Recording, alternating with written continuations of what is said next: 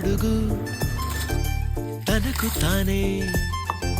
సాగింది నీ వైపు నా మాట విన్నంటూ నేనాపలేనంతగా భయపడకు అది నిజమే వస్తోంది ఈ మార్పు నీ కోతి చిందుల్ని నాట్యాలుగా మార్చగా నన్నింతగా మార్చేందుకు నీకెవ్వరిచ్చారు హక్కు నీ ప్రేమనే ప్రశ్నించుకో ఆ నింద నాకెందుకు